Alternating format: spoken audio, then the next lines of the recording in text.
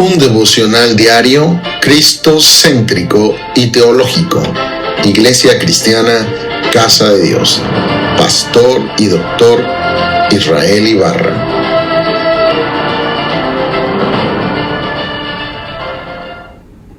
Devocional de hoy, 4 de agosto del 2026. El texto de hoy es Juan 19, versos 29 al 30, versión Reina Valera 1960. El texto dice así: y estaba allí una vasija llena de vinagre. Entonces ellos empaparon en vinagre una esponja y poniéndola en un hisopo, se la acercaron a la boca. Cuando Jesús hubo tomado el vinagre, dijo: consumado es. Y habiendo inclinado la cabeza, entregó el espíritu.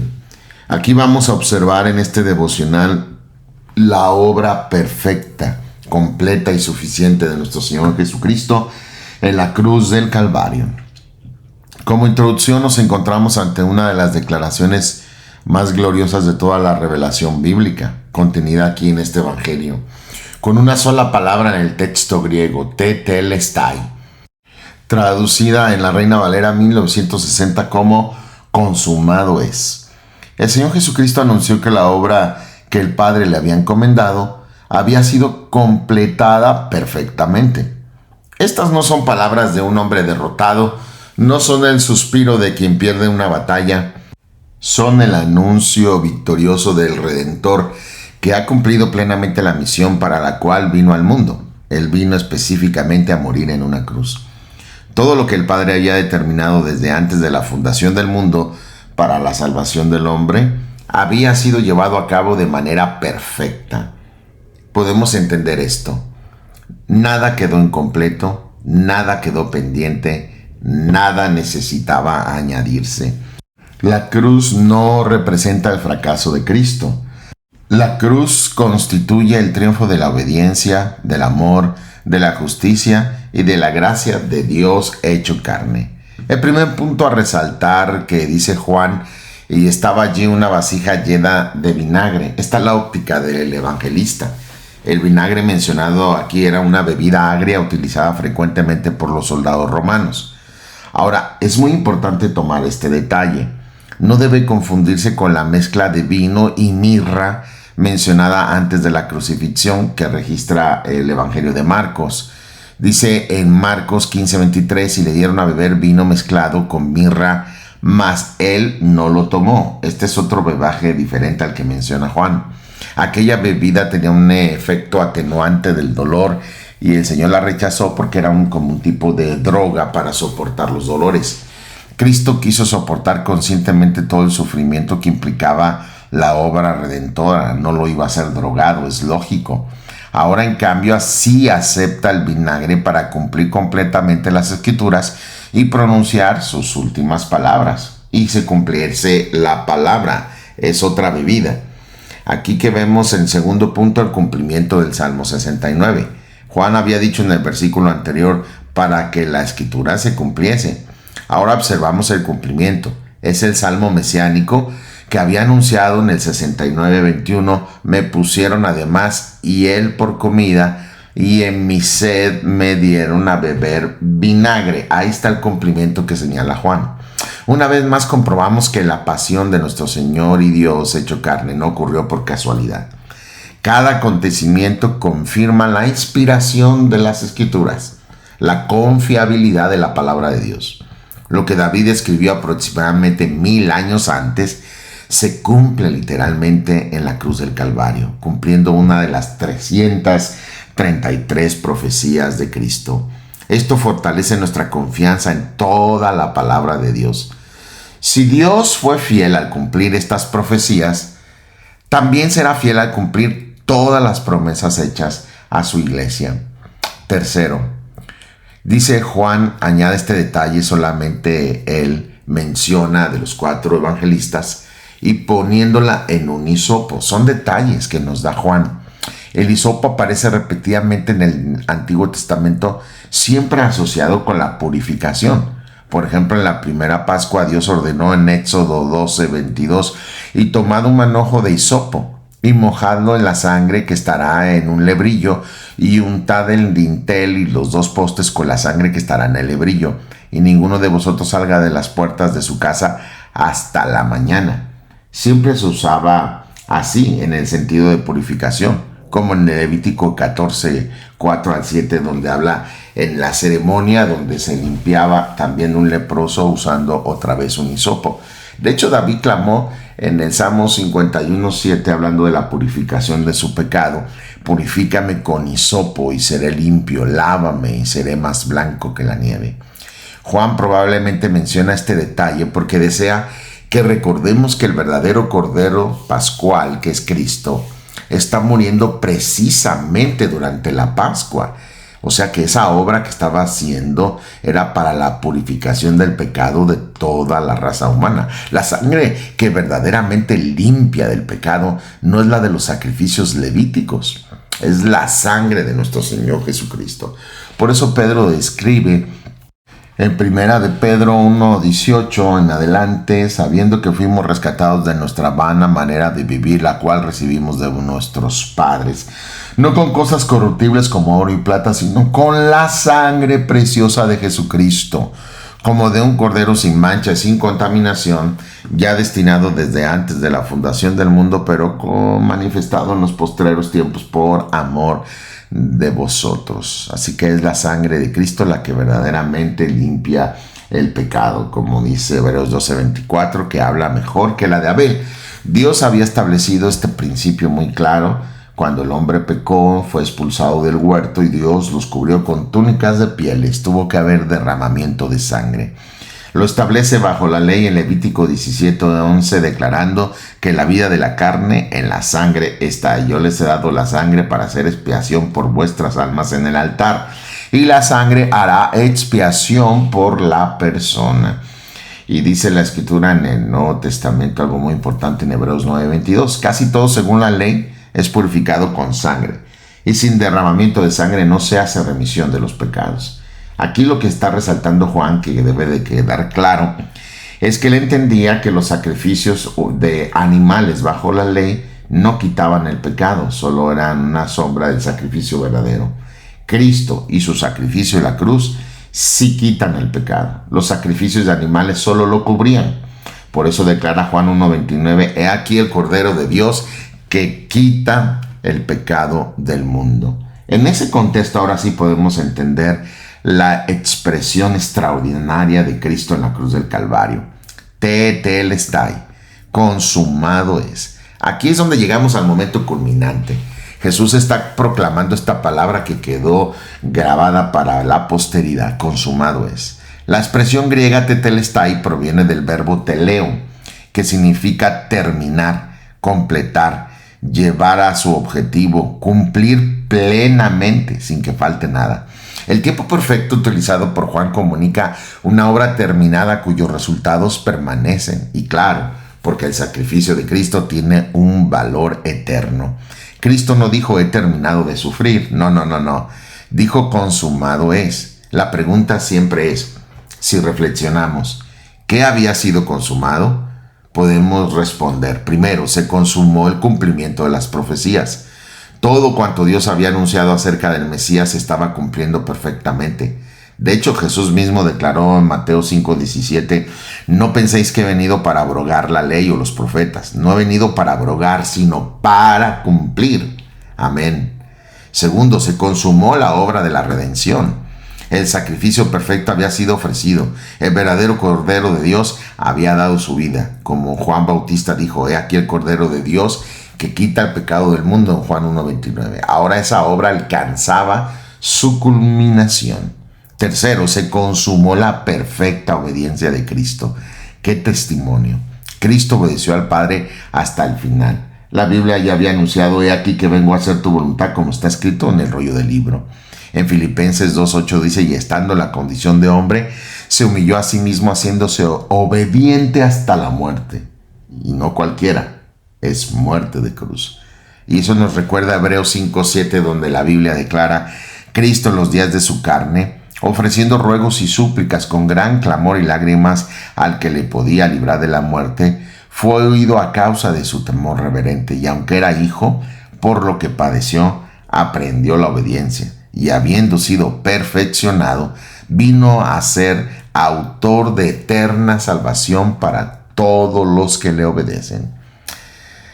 No hubo un solo momento de desobediencia, no hubo una sola falla, porque Él es el Cordero de Dios, el Dios hecho carne, el varón perfecto. Número 4, se consumó el sacrificio suficiente. El sacrificio de Cristo no necesita repetirse, gloria a Dios por ello, ya que el autor de Hebreos declara la suficiencia del sacrificio de Cristo y la superioridad de su sacrificio. Hebreos 10:12 dice: pero Cristo, habiendo ofrecido una vez para siempre un solo sacrificio por los pecados, se ha sentado a la diestra de Dios. Y añade en Hebreos 10:14: porque con una sola ofrenda hizo perfectos para siempre a los santificados. La obra expiatoria quedó completada. No requiere complementarse mediante otros sacrificios. Número 5, inclinando la cabeza, dice Juan, ahí habiendo inclinado la cabeza. Cómo Juan pone ojo a cada detalle.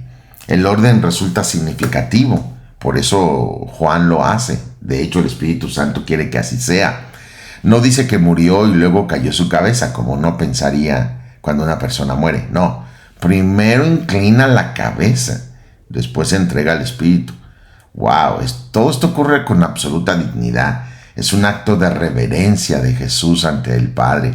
Nada escapa a su autoridad. Jesús ya había enseñado en Juan 10:18: nadie me la quita, sino que yo de mí mismo la pongo. Tengo poder para ponerla y tengo poder para volverla a tomar. Este mandamiento recibí de mi Padre. Hasta el instante de su muerte, manifiesta el control absoluto sobre su vida. Nadie se la quitó. Él la entregó. Él hizo un sacrificio para dar vida y salvación al mundo perdido. Número 6, entregó el Espíritu, dice Juan. Ahí se concluye esta expresión, no dice simplemente que murió, dice que entregó el Espíritu. El Señor ofrece voluntariamente su vida. Su muerte constituye un acto consciente de obediencia y de entrega. Maravilloso. Isaías lo había anunciado ya siglos antes. Isaías 53:12 declara: por tanto, yo le daré parte con los grandes, y con los fuertes repartirá despojos, por cuanto derramó su vida hasta la muerte, y fue contado con los pecadores, habiendo él llevado el pecado de muchos y orado por los transgresores. La cruz no fue una derrota impuesta. Piensa, fue una entrega voluntaria del buen pastor por sus ovejas. Y nos recuerda al Señor declarando esto en Juan 10:11: yo soy el buen pastor. El pastor su vida da por las ovejas. Amén. Aquí podemos ver muchas doctrinas fundamentales en este pasaje. Primero, la suficiencia absoluta de la obra de Cristo. Un solo sacrificio fue suficiente. Nada puede añadirse a la eficacia de su sacrificio. Por eso vemos la superioridad del sacrificio de Cristo y la suficiencia del sacrificio de Cristo por encima de toda la práctica de la ley mosaica. Segundo, el cumplimiento perfecto de las Escrituras. Toda la pasión confirma la absoluta veracidad de la palabra de Dios, y cada cumplimiento de cada profecía anuncia que podemos confiar en la palabra del Señor, que es infalible e inerrable. Tercero, la obediencia perfecta de Cristo.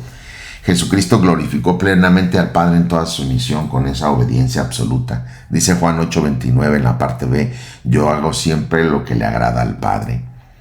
La entrega voluntaria de Cristo, nuestro Salvador. Cristo dio su vida libremente para llevar a cabo la redención. Aquí nace nuestra reflexión. Qué diferente la perspectiva de Dios respecto de la del mundo. Los enemigos pensaban haber vencido. Los discípulos creían que todo había terminado. Satanás podía pensar que había triunfado. Pero el cielo escuchó una palabra completamente distinta: tetelestai, consumado es. No fue el grito de fracaso, fue la proclamación de la victoria. La deuda del pecado había sido afrontada por el sacrificio perfecto de Cristo. La justicia de Dios había sido satisfecha por medio del único sacrificio plenamente suficiente del Señor Jesucristo. El camino para la reconciliación con Dios había sido abierto por el Salvador.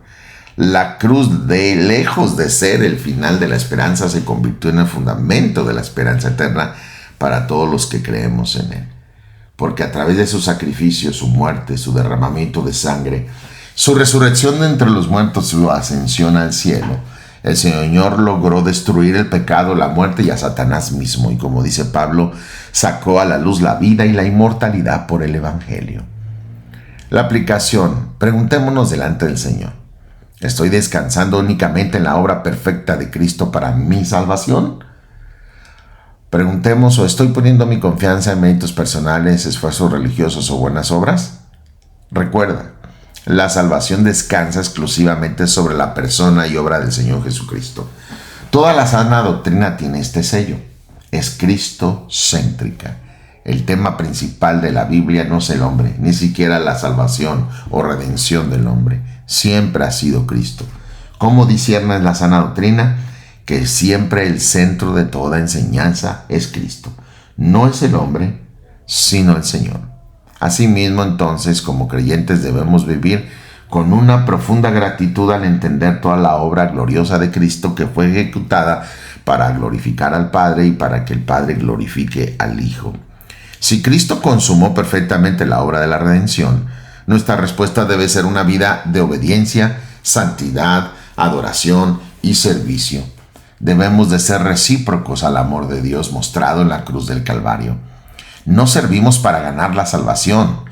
Servimos porque hemos sido alcanzados por la gracia de Dios manifestada en la cruz, por ese amor sublime mostrado por Cristo a una humanidad perdida muriendo en nuestro lugar.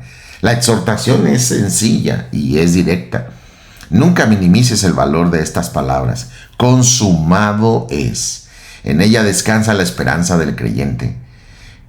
Cuando la conciencia te recuerde tus pecados, cuando falles, mira nuevamente a la cruz.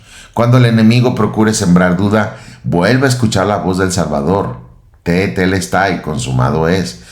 Cuando el desaliento llegue a tu corazón, recuerda que Cristo completó perfectamente la obra que el Padre le encomendó. Y si aún no has confiado en Cristo, hoy es el día para venir a Él. Él es el único Salvador. Fuera de Él no hay quien salve. Hechos 4:12 dice: ningún otro hay salvación, no hay ningún nombre debajo del cielo dado a los hombres en el que podamos ser salvos. El mismo Cristo que proclamó consumado es, te ofrece gratuitamente perdón de pecados y vida eterna, reconciliación a todo aquel que se arrepiente y cree en Él, confesando que Él es Dios, Señor y Salvador. Arrepiéntete y entrega tu vida a Cristo y serás salvo. Recuerda, lee la Biblia diariamente y ora a Dios nuestro Padre en todo momento y en toda circunstancia. Oremos. Rey mío y Dios mío, mi Padre eterno, te damos gracias porque en la cruz contemplamos la culminación perfecta de tu plan de redención. Gracias porque tu amado Hijo, nuestro Señor y Dios Jesucristo, cumplió plenamente tu voluntad y llevó a cabo la obra que nadie más podía realizar. Señor Jesucristo, te adoramos porque proclamaste con autoridad: consumado es. Consumada toda la obra de redención para salvación del pecador.